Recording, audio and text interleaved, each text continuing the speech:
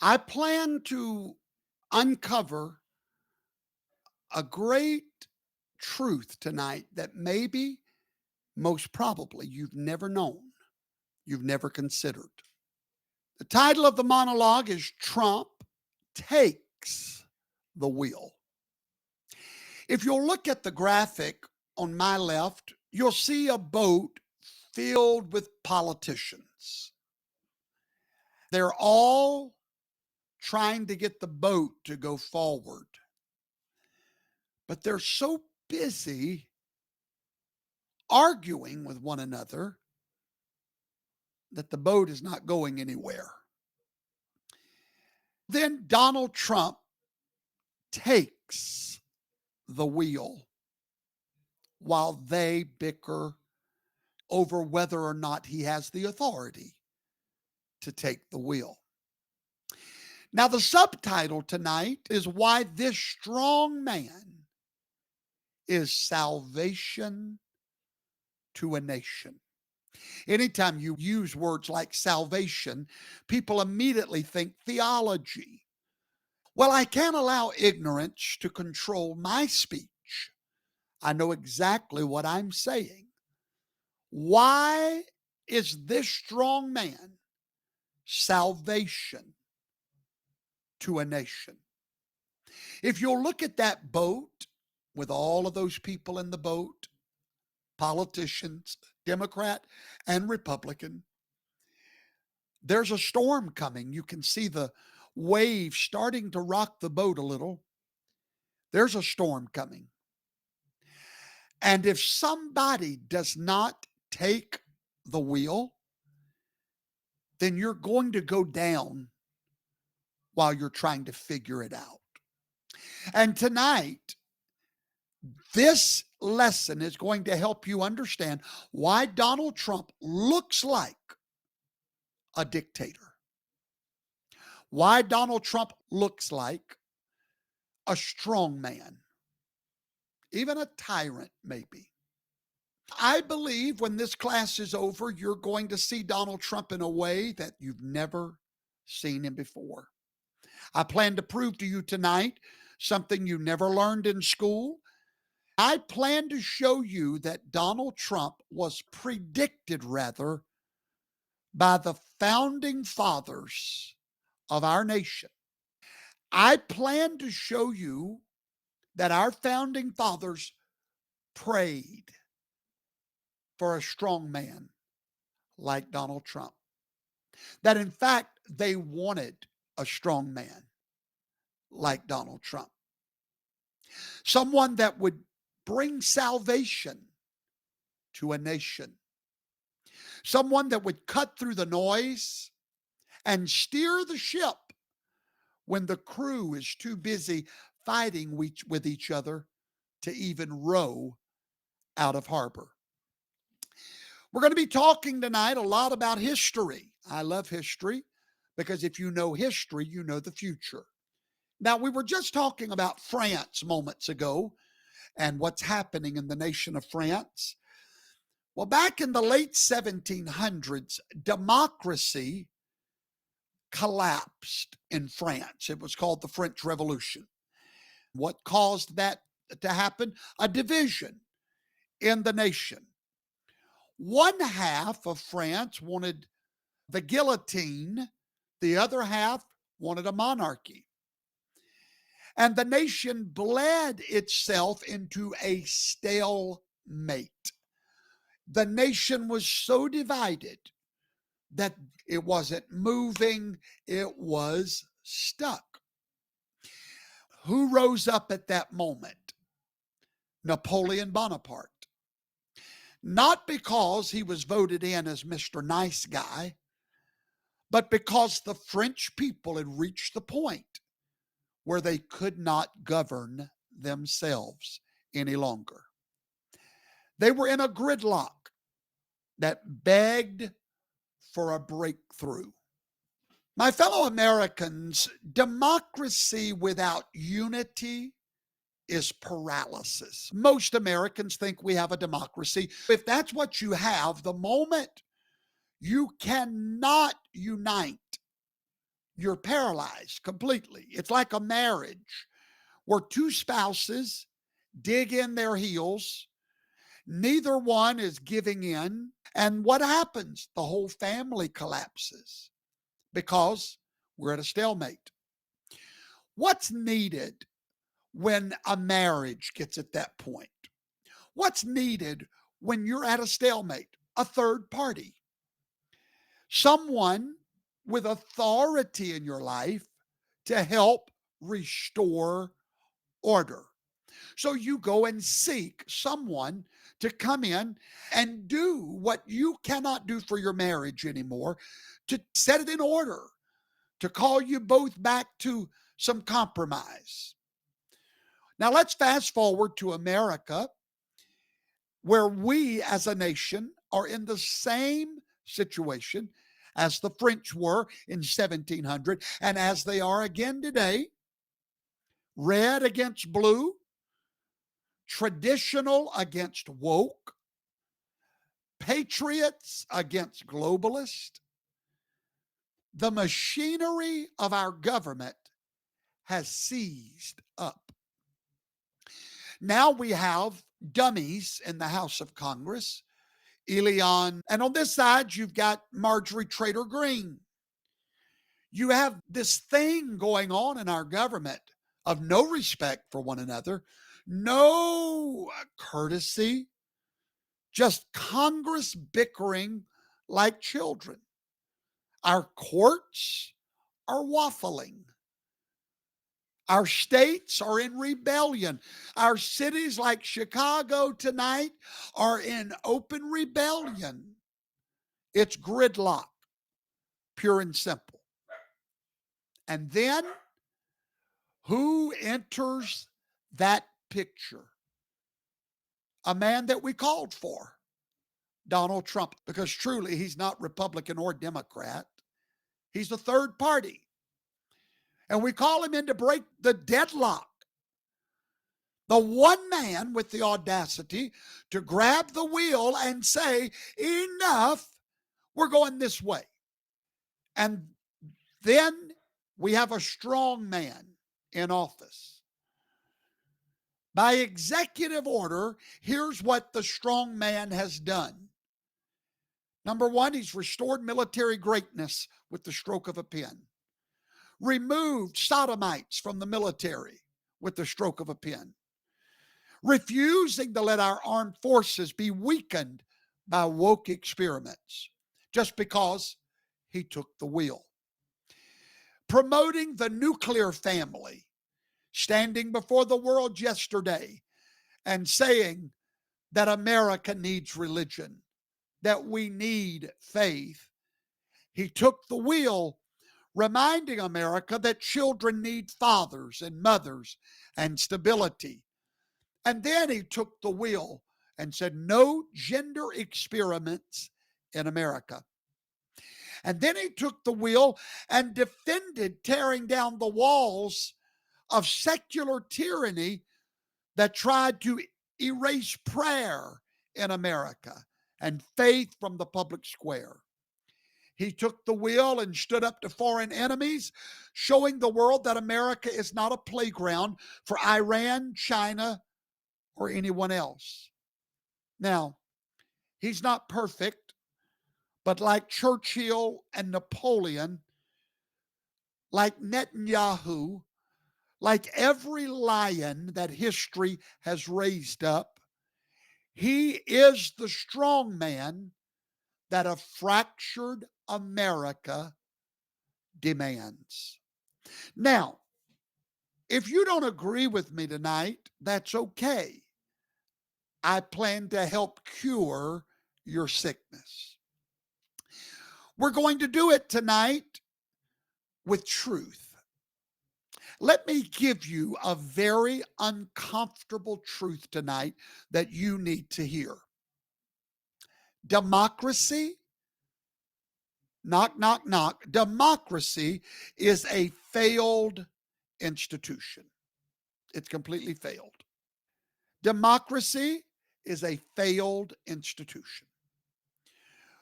When the people are evenly divided, as we are, When the people rule, they rule in halves. Nothing moves. It's gridlock forever. There was a group of men that knew this day was coming.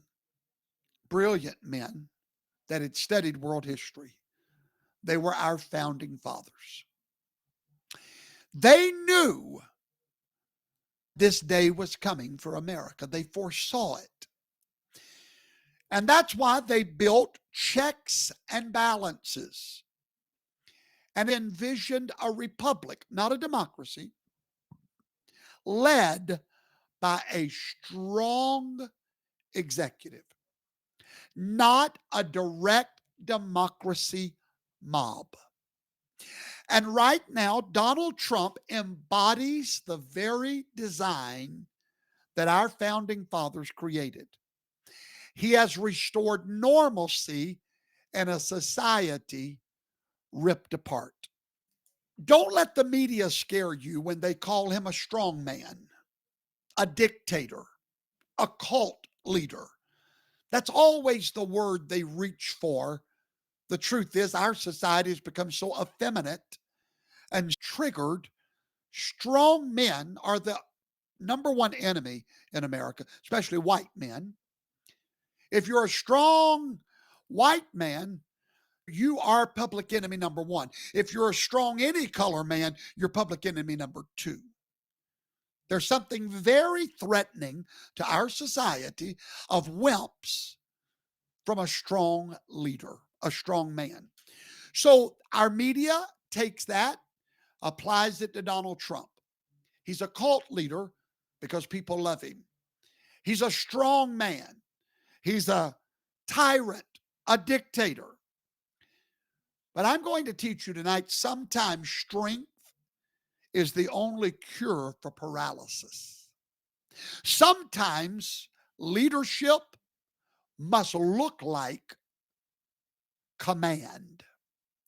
When a democracy stalls, when division paralyzes a nation, only a lion can roar loud enough to get the herd moving again. And whether you love him or hate him, Donald Trump has roared. I told you when I was writing my book, I was thinking about that phrase, and suddenly it hit me that indeed the lion has to roar louder than the herd. And America is now moving again. We're on the move because the lion has roared. So I want to teach you right now, starting at this very moment, how our founding fathers wished for and predicted the rise of Donald Trump. What did our founding fathers really want for America? That's a question we're going to ask tonight. I want you to prepare to have everything you thought you knew about America's founding to be shattered tonight.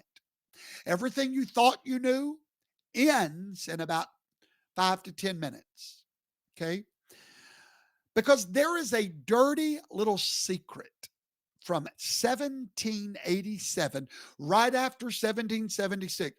There is a dirty little secret that Toto is going to pull back the curtain on tonight. And we're going to peek into that time period. And we're going to find out if our founding fathers wanted a man like Donald John Trump. The truth is, the dirty little secret is this: our most brilliant founders never wanted a democracy. They wanted a strong man. They wanted a king.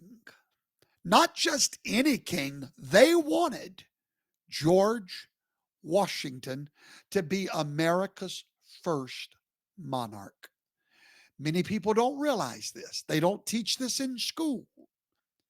George Washington refused to become the first king. Only after he refused the monarchy did they have to create the next best thing. They designed a system. If Washington would not become a king, they designed a system that would one day inevitably produce a king. Tonight's class is going to shatter everything you thought you knew. They created a government that would naturally produce a king, a strong man in leadership, because they knew better than anyone that a democracy is a death sentence for any civilization.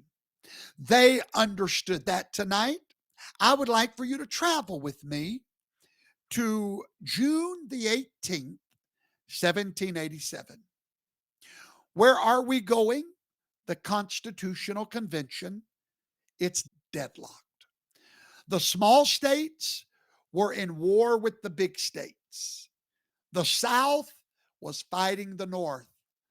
The whole American experiment is about to collapse before it ever got started.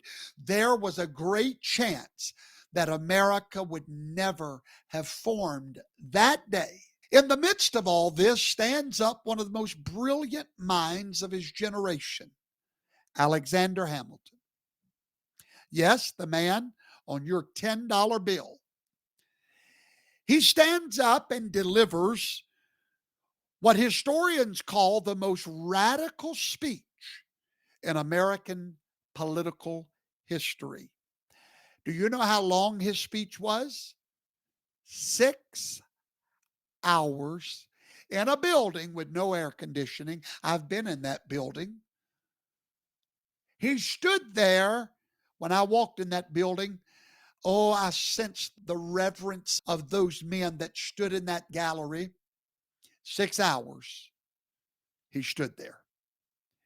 And Alexander Hamilton laid out his vision for America's future. But here's what they don't teach you in school.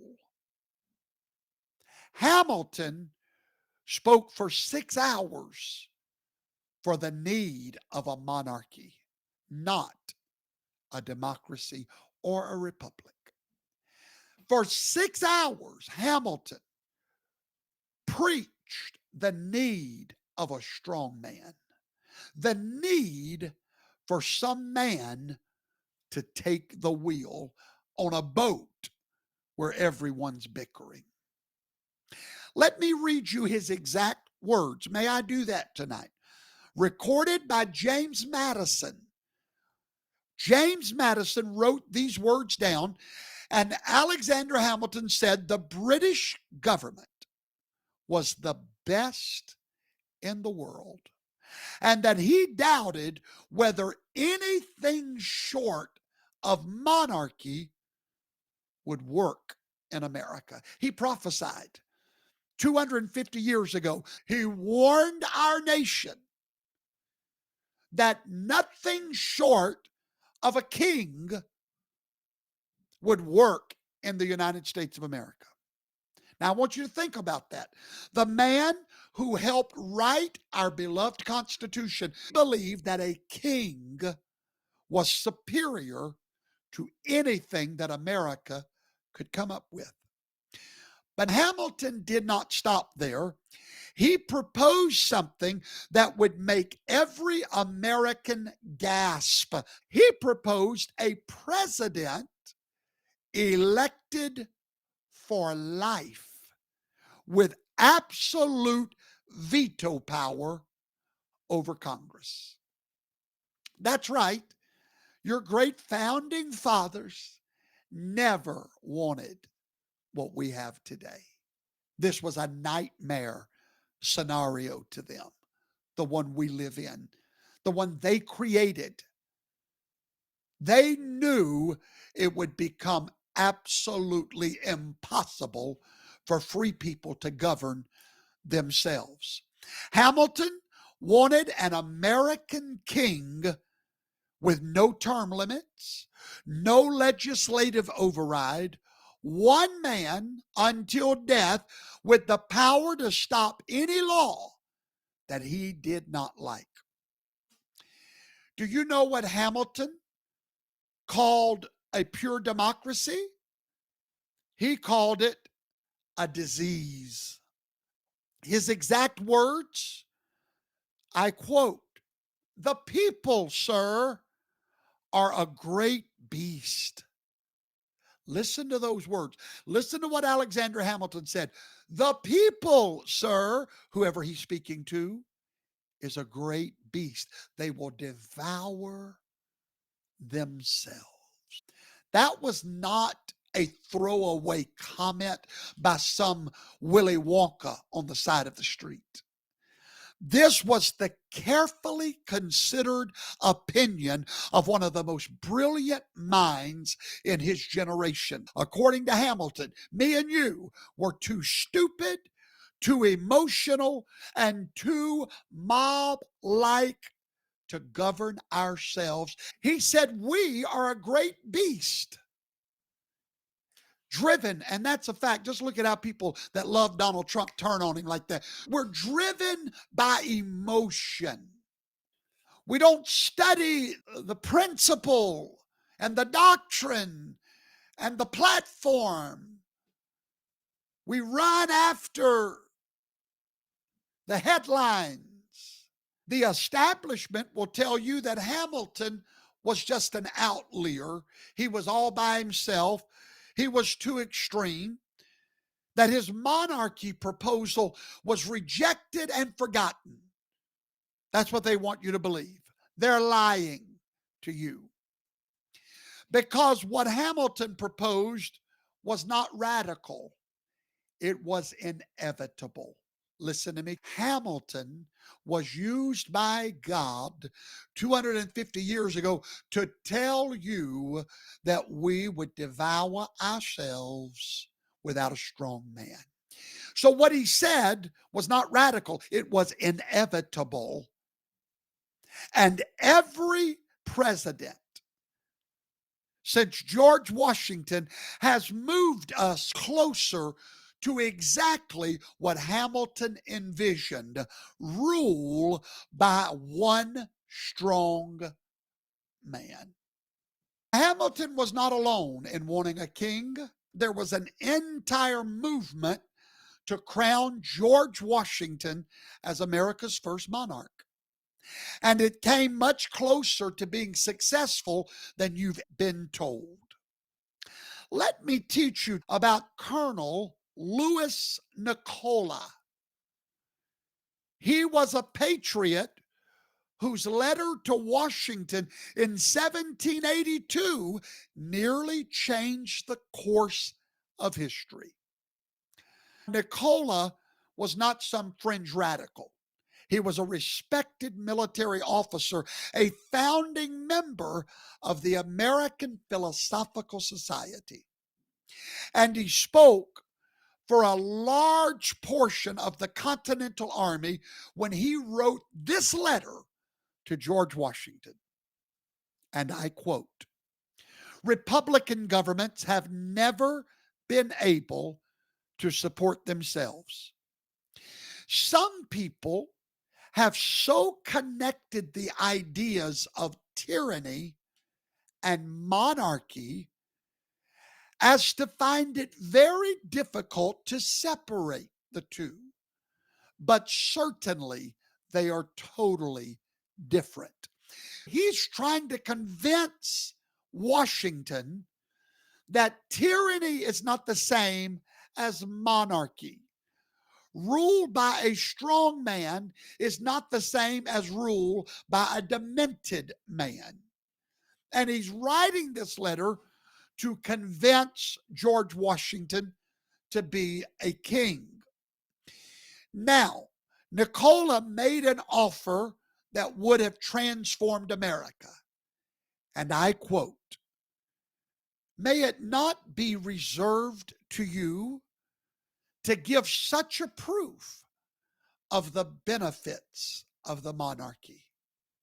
This colonel is begging George Washington to show the world what a good monarchy would look like, to show the world what a strong man leading our nation could do to benefit our nation. He was asking Washington to become King George I of America.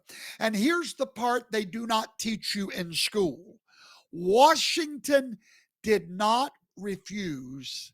When you hear this taught in school, if you ever hear this, they'll act like Washington refused. But that's not the truth.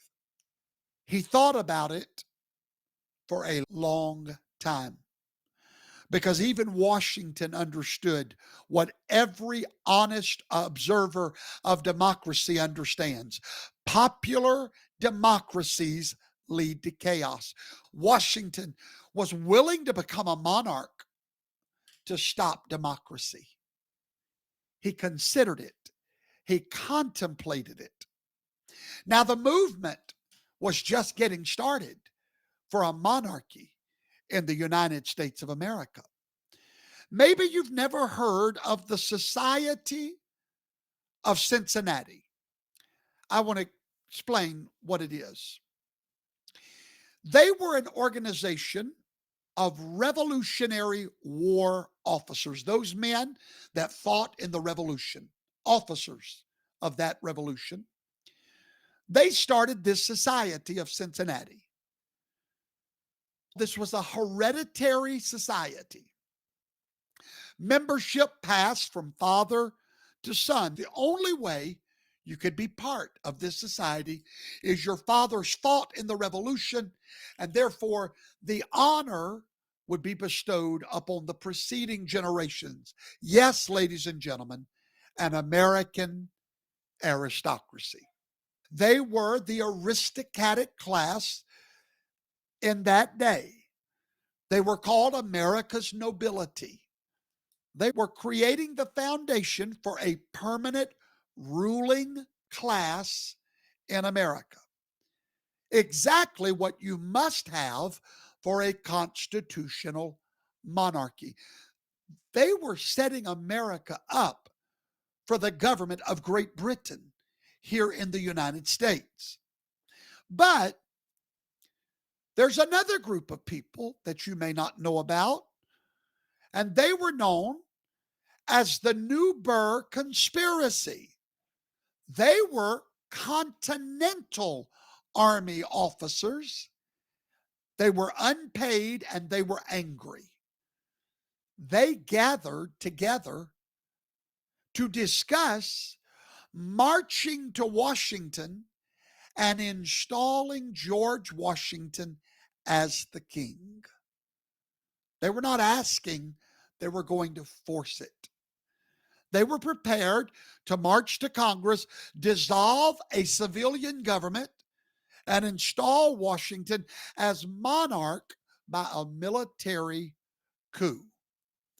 It was only at that moment that George Washington gave a speech and said he would not become a monarch under those terms, by force. That's the only reason George Washington denounced that offer of being the first king. He did not want it to be done by force.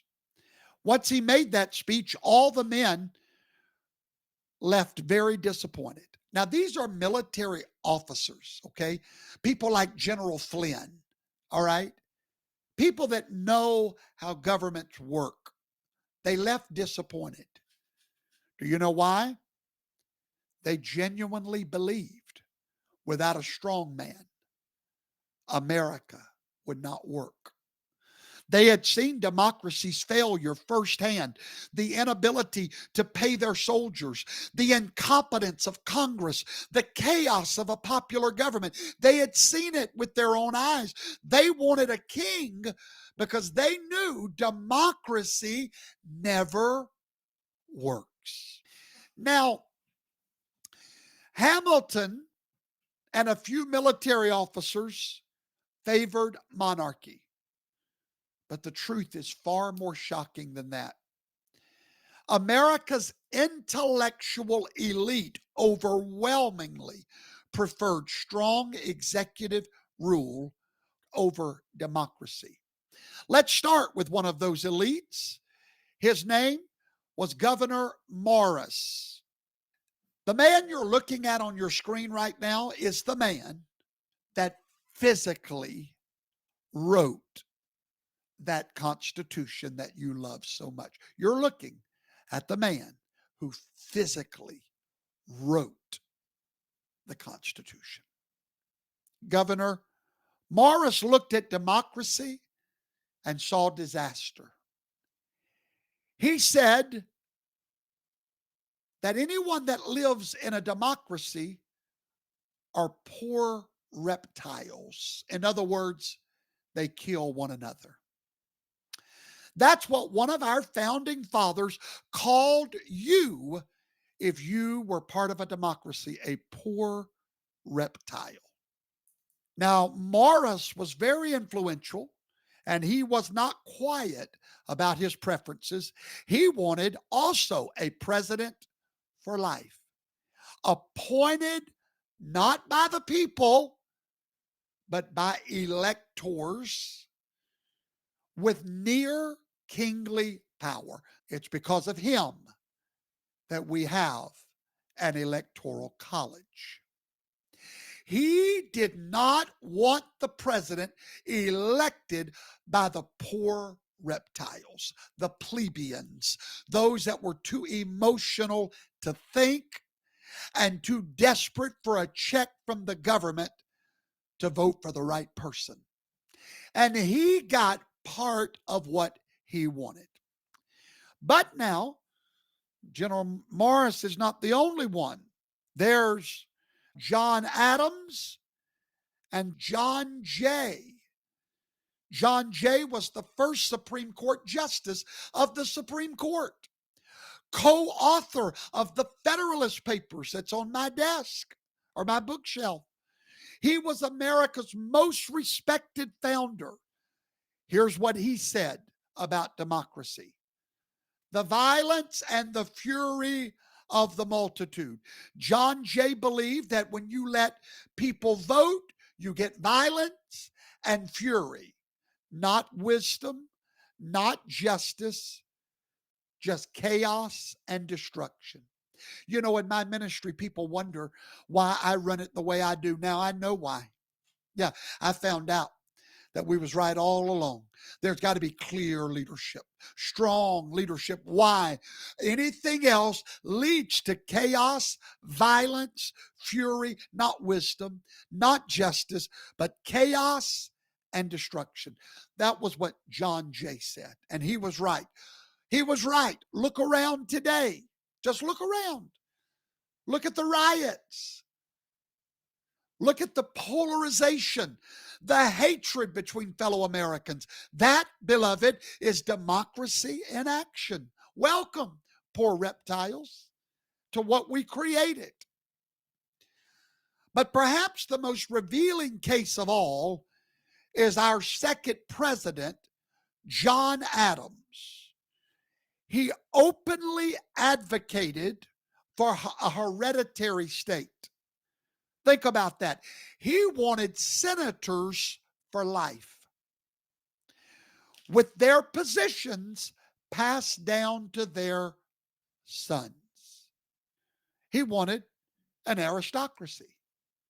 And it was him that proposed the president should have the power to appoint all judges for life and control the entire executive branch without congressional interference. That's the only way government will work, is the way they proposed it. John Adams was so convinced of democracy's failure that he wrote, "Democracy never lasts long. It will waste, exhaust, and murder itself. There never was a democracy that did not commit suicide." Fundamentally, self-destructive, or in other words, would become ungovernable. In public, Jefferson wrote about the rights of men, but in private, he admired enlightened despotism. He praised Napoleon Bonaparte's efficiency. He understood that democracy produced talk, while monarchy produced results. Now, here is where the vision of a monarchy gets very clever on the part of our founding fathers. They knew they could not openly install a king. Why? Because we had just fought to run away from a king, right? So they knew that they could not just install a king. So they created something more subtle than a king, but equally effective. It's called the Electoral College. Now, the establishment tries to tell you the Electoral College was about protecting the small states. Nonsense. It was about protecting the country from democracy. Our founding fathers were desperate for a monarchy without having a king. They desperately wanted to create a king in hiding. Alexander Hamilton said the immediate election should be made by men most capable. He's talking about the presidential election. It should be a small number of people selected by their fellow citizens from the general mass who will be most likely to possess the information and the discernment required. I love this man. I think like this man, Alexander Hamilton. Ordinary people are too dumb to get the information and discern the truth. They're too stupid to choose their leaders directly. That's what he said about society. So we need educated elites to make the real decisions. That's why, my friends, listen to me carefully. What happened in 2020? The whole electoral college thing, when people say, no, you got to go vote the way the people tell you to vote, that's hogwash. The electoral college is to vote as they saw fit, because this small group of people would get the information. They would study the budget. They would study the platform, and they would vote on discerning information, not from watching a TV commercial. The Electoral College was not democratic. It was anti-democratic. It was designed to ensure that smart people only voted for the president, and they would overrule stupid people. You know what that sounds like, my fellow Americans? A constitutional monarchy. Because in Britain, the people can vote, but it's only the lords, the educated aristocrats who know better than them about the issues of the day, that vote in a monarch. James Madison was even more explicit. In Federalist Paper number 10, he wrote that pure democracy leads to violence and confusion, and that the Constitution was designed to break and control the violence of the people. The Constitution was designed to stop the people. Notice that word, break and control. The Constitution was designed to control the masses. Madison knew in a direct democracy, the majority would eventually plunder the minority. So he designed a system with enlightened leadership, people that got brains, that could check the popular will. That's not a democracy. That's a guided republic. One step away from a monarchy. Now, here's the proof that the founders got exactly what they wanted.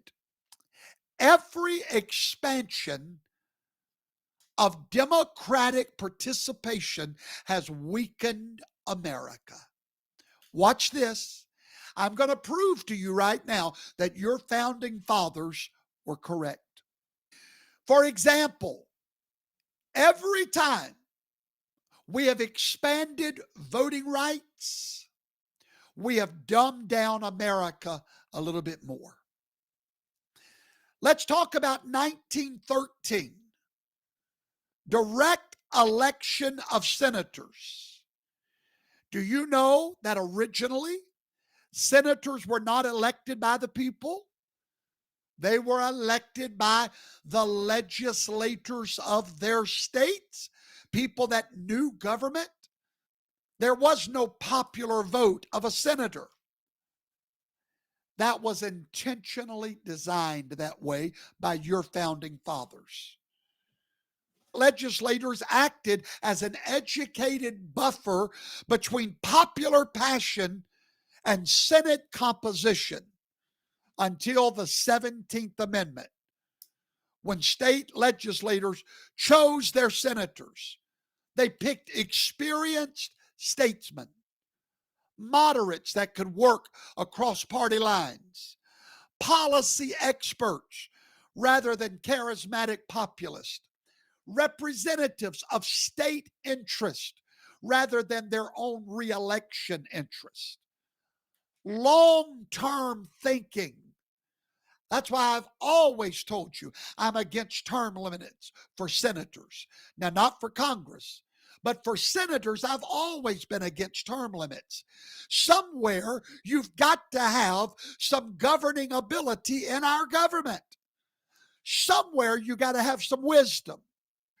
This allowed senators to take a more detached view of the issues that came before the Congress. Because if they're not directly accountable to the voters in short-term election cycles, then they can detach themselves and think and vote to quit raising the debt ceiling. But if they don't raise it, they go back to the people, they're going to get voted out of office because some checks are going to get cut off. They could make unpopular but necessary decisions. They could focus on long-term national interest. They could resist populist pressure, engage in genuine compromise. Let me give you an example, shall I? Let me show you what our founding fathers feared. Direct control of our government by the people. Let's take this whole Jeffrey Epstein deal. We elected a man and his cabinet to govern. The only problem is we won't let them do it. We want to govern. We want to see the files. We want to see it all. And you're too dumb to know what you're seeing. We want direct control. That's the rule of the mob. Whereas you have Pam Bondi, an experienced prosecutor that's looked at the so-called evidence and said, we can't win this in court. We don't have enough evidence.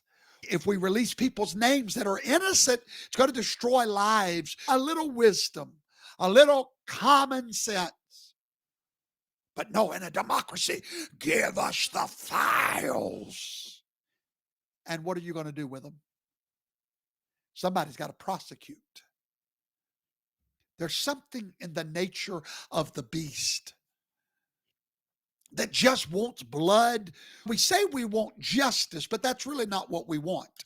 If we wanted justice, we would get it from our Justice Department. We don't want justice. We want blood. And we want to directly govern ourselves. Our founding fathers said this day would come. Our senators could govern without walking through the airport and having us screaming in their faces. like animals. I believe one of the founders said, the people are a great beast. Well, 1913 changed all that. The 17th Amendment. Now we're going to directly vote in our senators. And guess what that did? It destroyed America. It gave us campaign finance corruption. Once the senators need popular votes, they became dependent on fundraising from special interests who could finance statewide campaigns. Media-driven politics, partisan base appeal, short-term thinking. And what's the modern consequences of that? Filibuster battles, confirmation wars, gridlock, fundraising obsession. There was no fundraising obsession before 1930. When the legislators picked a great person, sent him up there. And this is exactly what the founders predicted would happen with direct democracy. They designed the Senate to be anti-democratic, precisely because they knew democracy produces chaos, not deliberation. And the 17th Amendment proved their point. Every expansion of democratic participation has weakened American governance. And then we had the suffrage movement. And then we had primary elections that we never had before. And now we're going to open it up a little bit wider now because we want everybody to vote. Guess who we're going to open it up to now? The illegal aliens. Let everybody vote. You poor whippersnapper. We want democracy. It's demonic. It's beastly.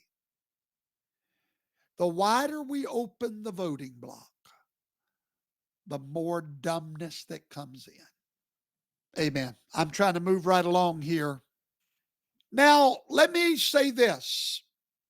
I want you to think about this so-called, first of all, James Madison in Federalist Paper 51 revealed the founder's true genius. I'll show that to you if I may. He said, ambition must be made to counter ambition. Madison had a solution, a large republic where educated elites could filter the popular will through complex institutions. They were not creating democracy.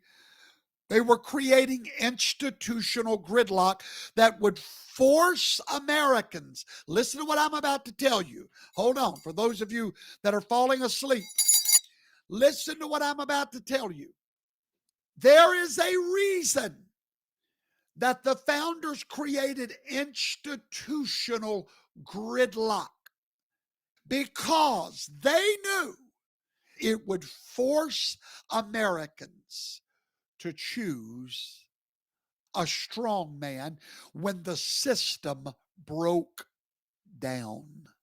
And they would all get what they secretly wanted from the beginning, a monarchy, a strong man that would rise above the institutions. I hope you stay with me tonight. A man that could rise above the institutions, the Congress, the Supreme Court, the Senate, and could take the wheel and save a nation from democracy. Think about it. The separation of powers, checks and balances, federalism, all of that creates paralysis in normal times. The only way to break the deadlock of the separation of powers, checks and balances, federalism, is through strong executive action. That's why you see Donald Trump signing executive orders like a dictator, because somebody had to take the wheel and pull us out of this gridlock created by our founding fathers, and they created it to produce a king that would take the wheel and lead America in that time of crisis. Think about it. The founders had a hidden design. They designed it to fail democratically so that it would succeed monarchically. Designed this government to fail so that a strong man like George Washington could rise and save America from democracy. In every crisis, a strong president rises. And he rises above Congress. Congress becomes irrelevant. The courts step aside, and one man takes charge. The Civil War, Abraham Lincoln. I'm going there in a minute. The Great Depression, World War, 9/11, COVID-19. It is in all of these times, every single one of them, that the strong man rises. Lincoln, FDR, Bush, Trump, and they govern not through the regular checks and balances. They take executive action while Congress debates and delays. That is not a bug in the American system. That is a feature. The founders built a machine that automatically produces strongman leadership when democracy fails, and it always does. So, what did the founders create? A constitutional monarchy without a king. Think about it. This man is the commander-in-chief of the military. What is the king of Great Britain? A commander-in-chief of the military. He's the chief executive of the government. What's the king of Great Britain? Chief executive of the entire government. The president is the head of state for all international relations. What is the king of Great Britain? And the appointment power over the judiciary? This man is a king. The president's the most powerful person in the world. It was designed that way. That's not a democratic office when you're commander in chief. That's an elected monarchy with term limits. And by the way, those term limits are breaking down. FDR served 4 terms. Trump is back for a second non-consecutive term. The precedents are cracking. The founders gave us the form of democracy with the substance of monarchy. Popular elections provide legitimacy, while the executive power provides effectiveness. George Washington, that was our first king. That man governed like a king. He created the cabinet system. He established executive privilege that would withhold information from Congress. He issued executive proclamations. It had the force of law. He used the military to suppress the Whiskey Rebellion like Trump is doing in Chicago. He conducted foreign policy without congressional oversight. Washington was not constrained by democracy. He was empowered by it. The people's mandate gave Washington royal authority in a Republican form. And every president since him has expanded that authority because your founding fathers designed it that way. They knew they would eventually get a monarchy, which is what they wanted in the beginning. A man that could take the wheel and save a nation from their own bickering and gridlock. The founders' monarchical vision is winning. Democracy was a temporary illusion. Strong executive leadership was always the permanent reality. Let's look at it. Hamilton got his president for life. Adams got his aristocratic control. And Morris got his elite dominance. Madison got his filter democracy. No, they didn't give us a pure monarchy because they knew we would not accept it. Instead, they gave us an evolving monarchy, a system that becomes more monarchical over time as democracy proves inadequate. So here's the truth they never wanted you to know. America was never supposed to be a democracy. Our founding fathers were too smart for it. They had read history. They knew that pure popular government always fails, always descends into mob rule, economic chaos, social collapse. So they created something so sophisticated, they hid a king behind a republic that would naturally evolve to a strong man as circumstances required. They gave us the appearance of self-government with the reality of elite leadership. Popular participation provides the legitimacy, but it is those institutions that provide the government. Now, that's part number one. When I come back, I've got 10 minutes left tonight. I need a 30-second break. I plan to bring this home for you. I'll be right back. Don't go anywhere. Have you considered when you spend your money at these mega corporations where it's going? Are you aware that your hard-earned money is being used to support political corruption, which leads to poor federal leadership, hurting our economy, contributing to the overall detriment of our society? This is heavy stuff to think about, I know, but it's time we fought back. Introducing Professor Toto's The Patriot Buying Club. Here, we are a club that gives you the power to invest in companies that uphold patriotic and conservative values your family can respect. Rather than spending your money with major corporations, we've partnered with a direct consumer company that offers over 400 high-quality, sustainable, and effective products that can be delivered fast directly to your front door. So many patriots across America has joined us in this walkaway movement. Now it's your turn. Go to www.buywalmart.com to join Professor Toto's The Patriots Buying Club today. Thank you for hanging out with me tonight. I need a few more minutes to bring this home. I want to tell you about a strongman president. April the 12th, 1861. Confederate forces lined up on Fort Sumter. The Civil War had begun, and with it, Lincoln launched the most systematic assault on constitutional government in American history.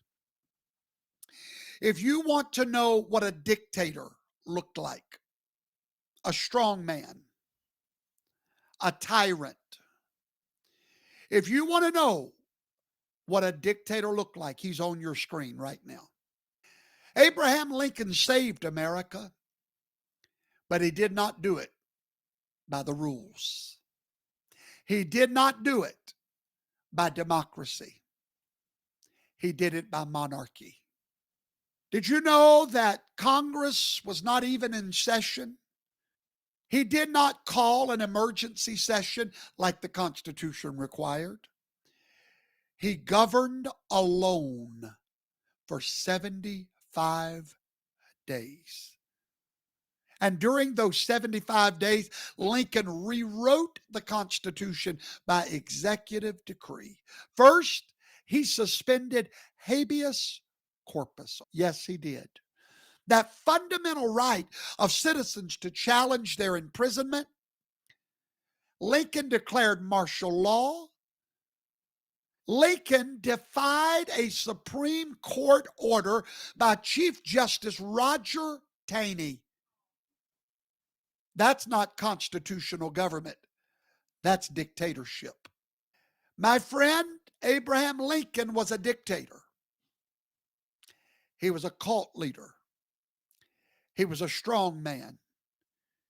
And he was salvation to a nation. He was what the founders dreamed of. He was what they created. Did you know that he called up 75,000 militiamen without congressional authorization? That power belonged to the Congress. He bypassed Congress entirely. Third, he increased the size of the Army and the Navy by executive order, a constitutional violation. Fourth, he spent federal money that Congress had not appropriated. The Constitution says no money shall be drawn from the Treasury, but in consequence of appropriations made by law, Lincoln ignored that completely.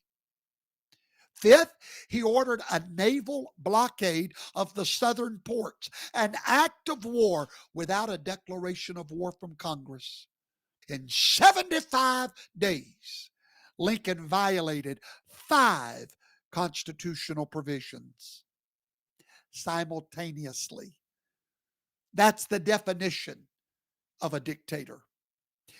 So in July of 1861, when the Congress, after 75 days, finally reconvened, did they impeach Lincoln for these massive violations, like sending the military to Los Angeles, Chicago, D.C.? Surely they're going to get the man for that. No. They retroactively approved everything. Why? Because it worked.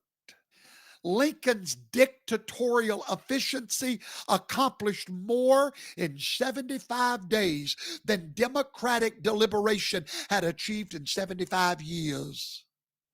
Democracy would have debated while the nation died, but dictatorship acted while there was still a nation to save.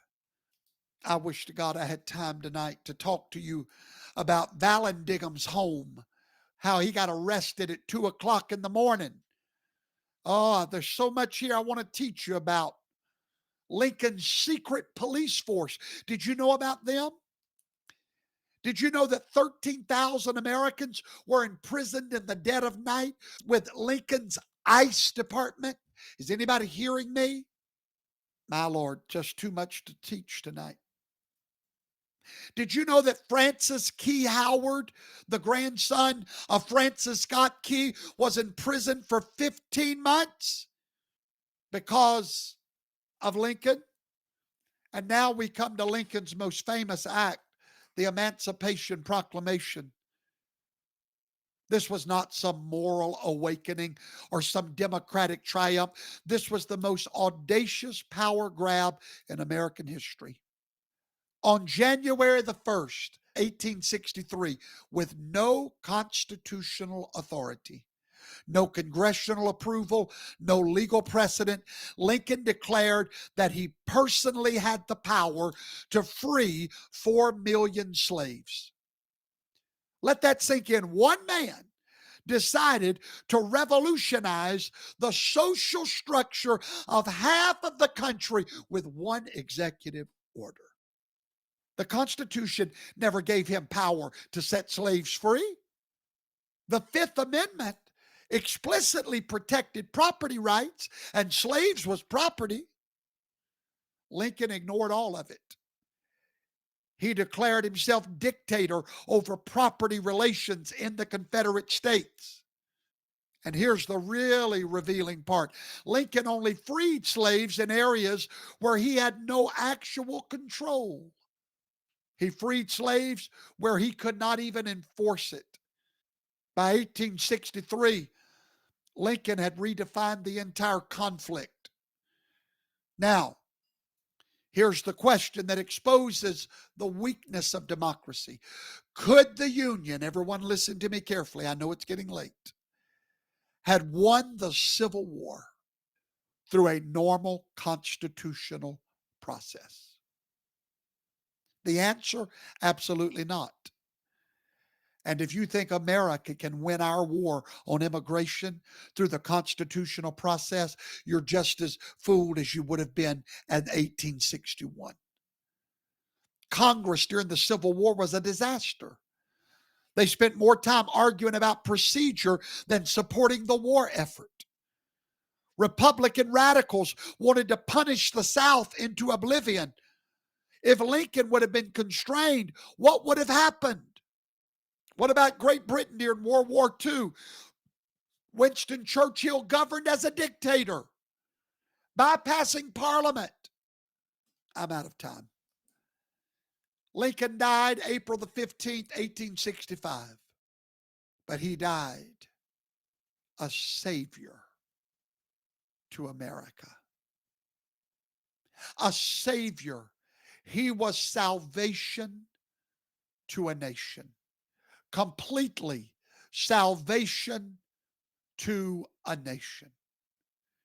I want to end tonight by speaking to you about Donald John Trump, the dictator at large. For 8 years before Donald Trump became president, we watched American democracy collapse in real time. Congressional gridlock, institutional corruption, cultural decay, international humiliation. The system was broken beyond repair. And then, like Lincoln in 1891, like Napoleon in 1799, like every strongman leader history's ever demanded, Donald Trump stepped forward to break the deadlock and restore American greatness. And our founders knew that there would have to be these men to save America. That's why I say Donald Trump is salvation to a nation that was dying in democracy. This is not about partisan politics. It's about historical patterns. This is about why democracy always fails and strong leadership always succeeds. That's why in a church, if it's governed by the people, it will be a failure. If it's voted on by the people, but with a strong leader, it will survive every storm. This is about the natural evolution from democratic chaos to strong man governance. And the founders built Donald Trump into our system. They hoped for him. They sit around and talked about what should happen if democracy died. Today, I want you to look at this strong man that you call a cult leader from 2016 to 2024 and prove everything that he has accomplished. It was achieved through executive order. Let's go to the decline, 2008 to 2016.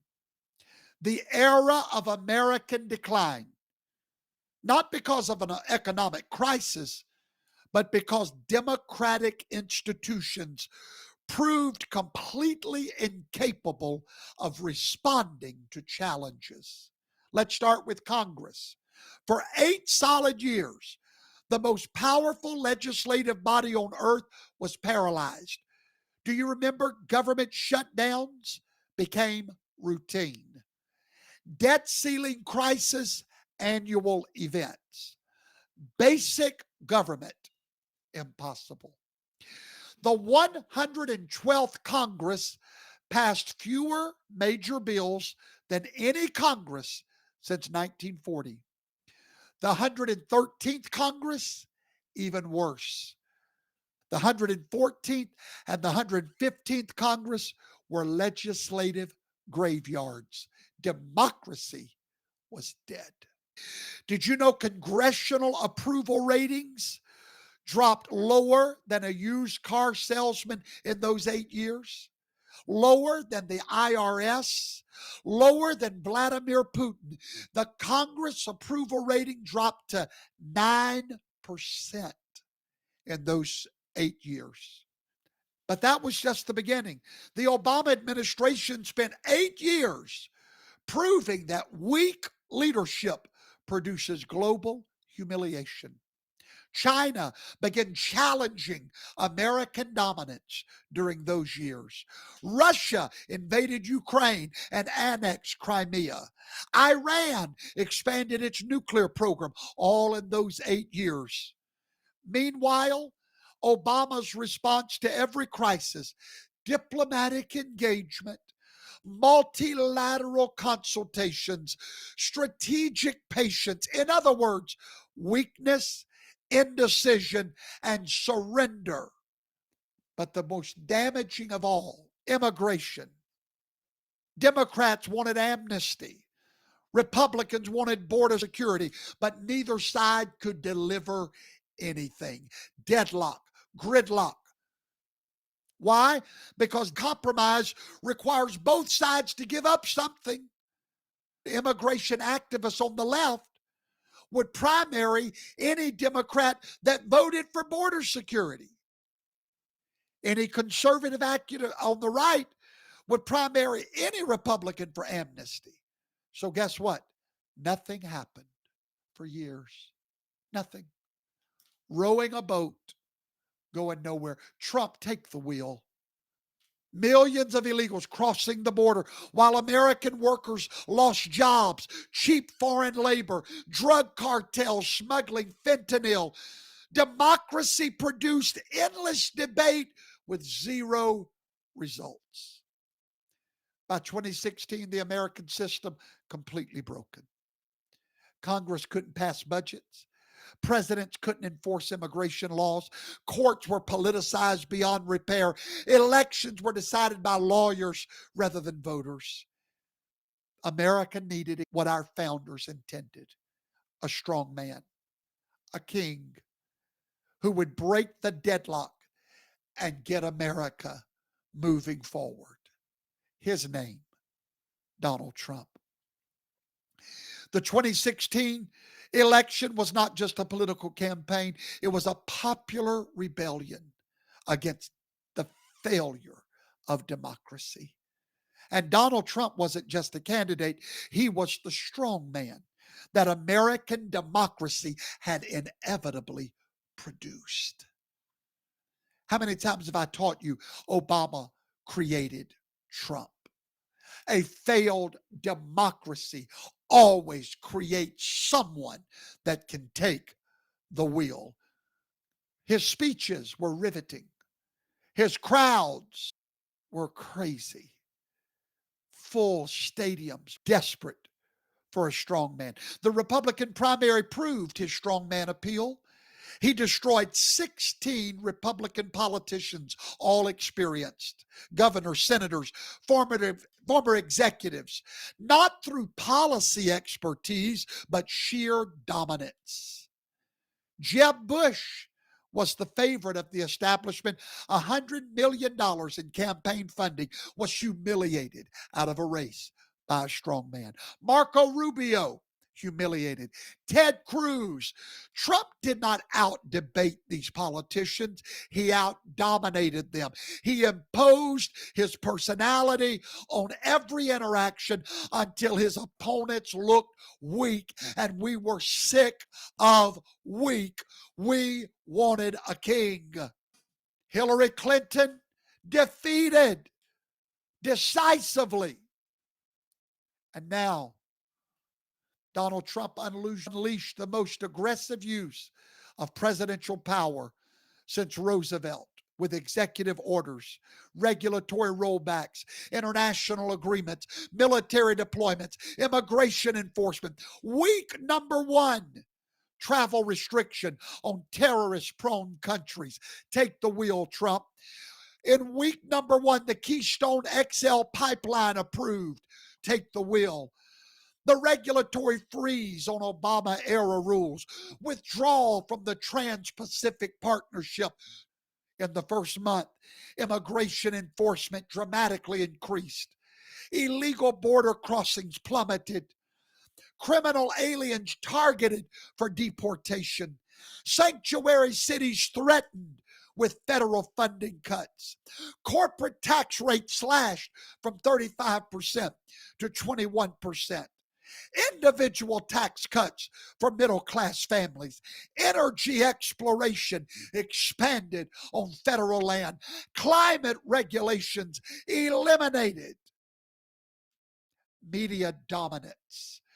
Lincoln controlled through the telegraph. FDR controlled through the radio. Trump controlled through Twitter. Trump's foreign policy restored American strength 8 years after Obama's insanity. North Korea. Trump threatened them with fire and fury. None of this was accomplished through democratic procedures. Congress didn't declare war on ISIS. Congress didn't authorize China trade war. Congress didn't approve the North Korea summit. Congress did not withdraw from the Iran nuclear deal. Trump did it all through executive authority. Exactly the kind of decisive leadership that democracy cannot provide, but strong men can. By 2020, Trump had proven that strong presidential leadership could accomplish in 4 years what democratic deliberation could not accomplish in decades. What we see in our great nation is salvation. A ship that was going nowhere except down is now moving forward. Be very careful what you call a cult or a dictator. It very well may be a savior, a deliverer, a strong man. In the year 2024, our founding fathers saw that year. They knew that we would fail so miserably that the right man would rise and help save us from ourselves. And now you know the best of the story. Good night, America. We trust you, God. Over this nation, we trust you. God who will make a way. He has the heart of DC. We lift it up to you tonight. It is God.